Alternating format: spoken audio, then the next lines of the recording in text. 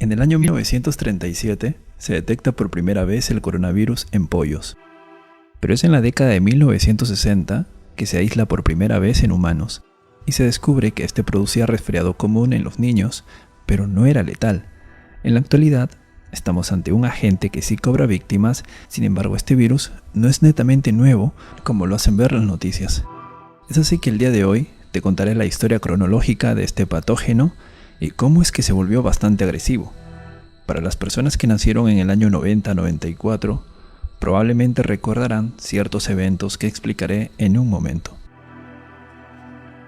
En la década de 1960, específicamente en el año 1962, Dorothy Hamre y John Prochnow, del Departamento de Medicina de la Universidad de Chicago, encontraron el coronavirus. ¿Y cómo lo hallaron? Resulta que era invierno y para esa fecha habían estudiantes de medicina enfermos. Es así que en el laboratorio estos estaban estudiando los efectos de los virus en los órganos. Para ese tiempo el virus más conocido o más común en producir resfrío era el rinovirus. Es así que tomando un poco de células de las fosas nasales de estos pacientes que estaban enfermos y a su vez inoculando estos en un pedacito de riñón humano, observaban cómo habían ciertos patrones de inflamación.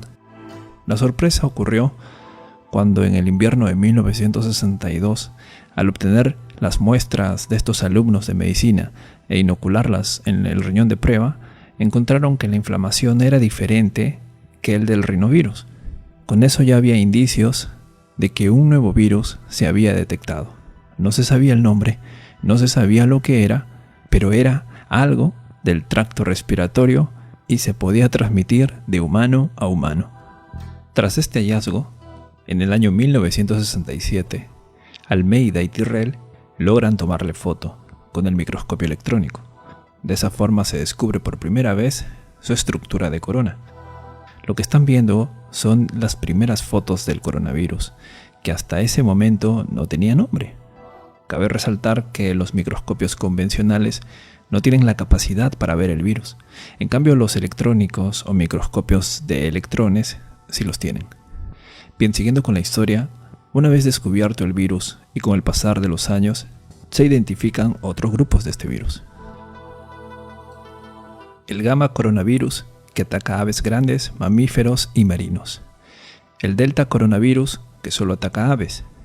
Y los más importantes, el alfa y beta coronavirus, que atacan ganado bovino, porcino, animales de compañía, murciélagos y, sobre todo, al ser humano. ¿Y cuál es el agente causal del que se habla en las noticias? Pues nada más y nada menos que el beta coronavirus, que como les había dicho, hace años no daba problema alguno, ya que era un resfriado común. Sin embargo, en este nuevo milenio, las cosas han cambiado totalmente. Es así que en el año 2002, como algunos recordarán, informaban mucho en las noticias sobre el fallecimiento de personas por neumonía atípica. Resulta que en ese año China afrontaba el surgimiento de una nueva neumonía más potente, más letal. El origen de este evento fue Cantón, China, año 2002. Las personas infectadas fueron 8.098, de los cuales fallecieron el 9.5%. Sin embargo, el brote cerró en el 2004, cuando se pudo controlar la enfermedad. Muchos se preguntarán, ¿y por qué no fallecieron todos?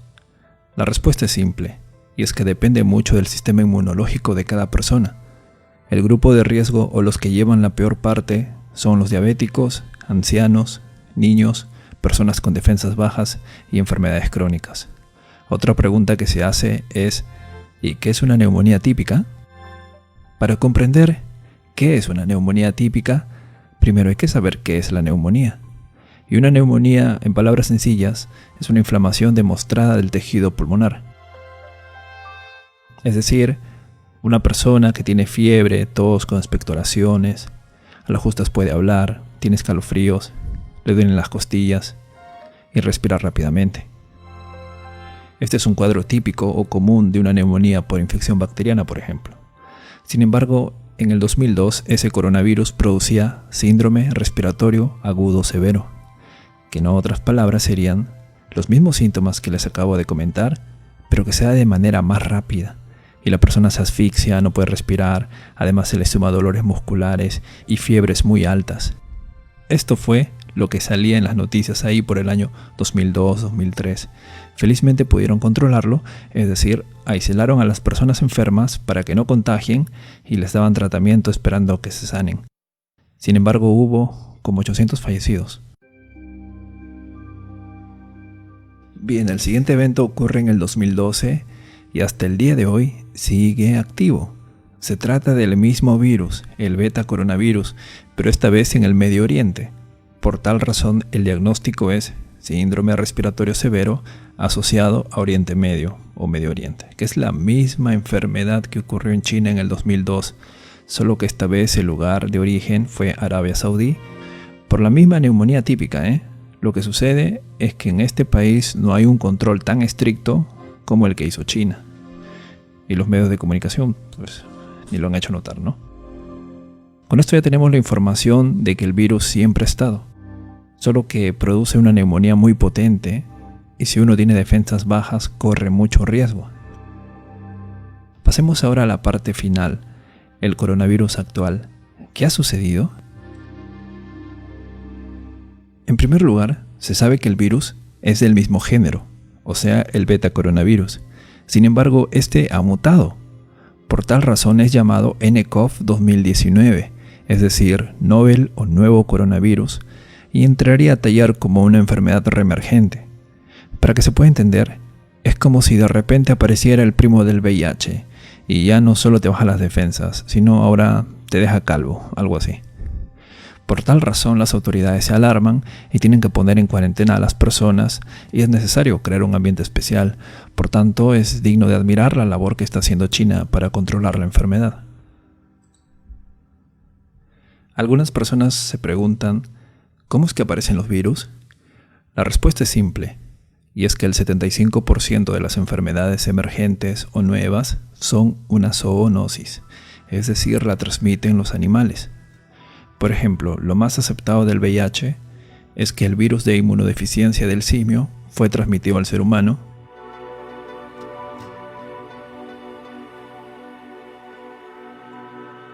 pudo acoplarse en este y a su vez mutó para ser transmitida solamente a otros humanos.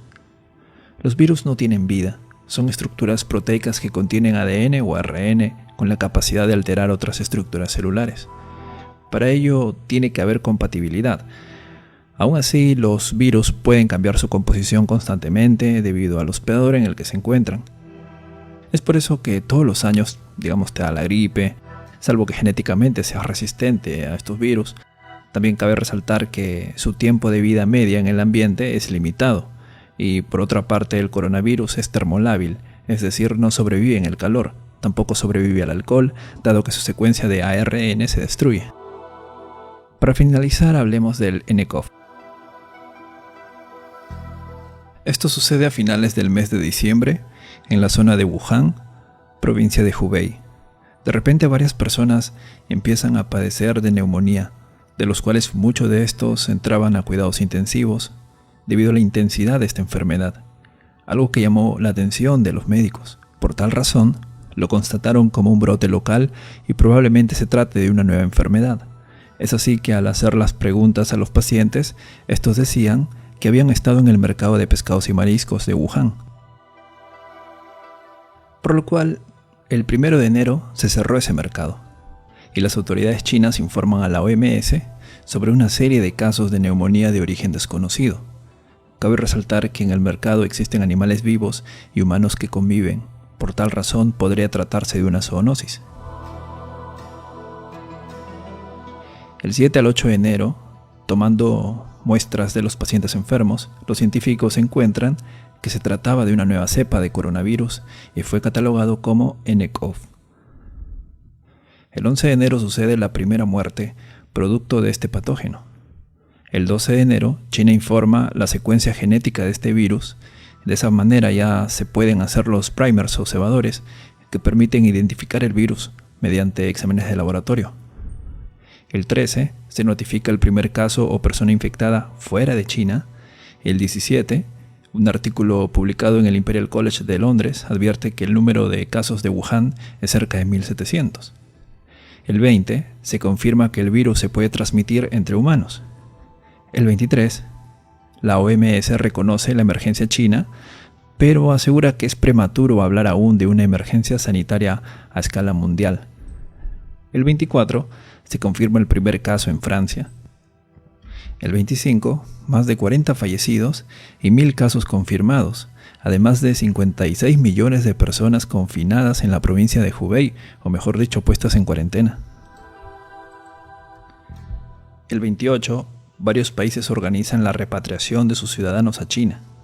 Asimismo, el país solicita que los traigan de vuelta, dado que son 5 millones de personas que salieron de Wuhan antes de que la ciudad se haya declarado en cuarentena, y por tal razón hay preocupación de que pueden ser posibles portadores del coronavirus.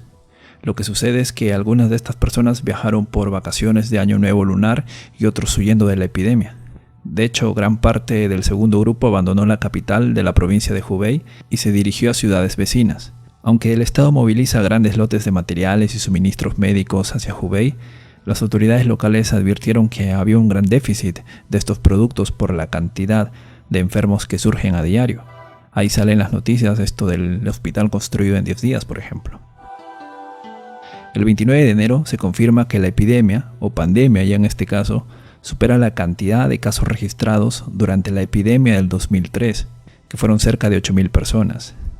Actualmente ya vamos cerca de 10.000, hoy 31 de enero. Les dejo en la descripción del video el mapeo hecho por la Universidad de Johns Hopkins, donde se aprecia la cantidad de estos casos confirmados, o sea que tienen la enfermedad verazmente, así como cuántos han fallecido y cuántos se han recuperado.